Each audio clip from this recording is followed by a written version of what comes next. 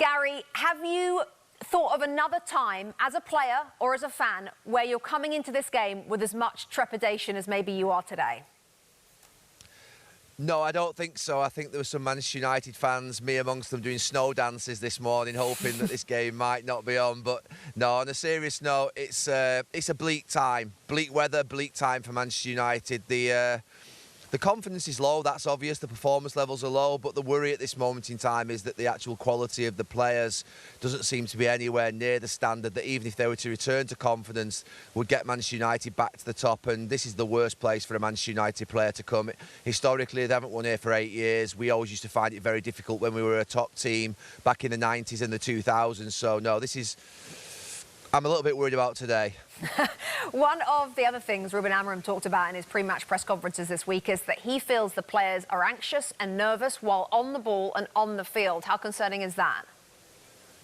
It's concerning. Look, and I think we've all appreciated his honesty, but I'm not quite sure that his players will want to hear that. It's obvious that they are a little bit anxious and afraid at this moment in time. I actually thought the team selection against Newcastle the other night with Casemiro and Eriksen in midfield and De Ligt at the back, Xerxes up top and Maguire meant that the team couldn't run. It had no energy. That's got to change. He won't change his system, he said that. But if they're vulnerable and if they're lacking confidence and they're afraid and they're anxious, then they've got to be able to run. You've got to pull yourself out of the sort of mire somehow.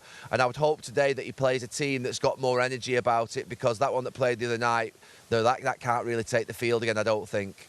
Gary, in your experience, how big a factor could the crowd be at Anfield today? It's always a big factor here, Rebecca, for every team that comes. But for Manchester United, we used to say get through the first 20 minutes where it's going to be ferocious.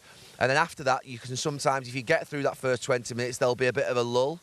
And when that lull comes, then try and make sure that you don't annoy the crowd. You know, don't make any late challenges. Don't try and antagonise them. Try and keep them out of the game as much as you possibly can. And for Liverpool, it's obviously the opposite. So for United today, it's never changed here, the rules of engagement. You've got to get through that first 20 minutes when they're ferocious, but then settle into the game, build your confidence. And that's not just for this Manchester United team that have been pretty weak. It's for the best Manchester United teams when they used to come here. Gary, let's get you on the title race quickly as well. After Arsenal dropped points yesterday, from Liverpool's perspective today, how is it looking? Oh, it's looking incredible. I mean, for Arne Slot to be in this position 6 months after taking over from Jurgen Klopp is absolutely wonderful from their point of view and from Liverpool's point of view. The win today, I mean, it's not in their hands. There's a long way to go. But at this moment in time, Chelsea, Arsenal, none of them are looking like they're even wanting to challenge Liverpool and push them hard. So they've got a massive chance now, Liverpool, a big opportunity to get that 20th title. Well, Gary, I'd normally say enjoy it, but I think just get through it and get out, if I were you.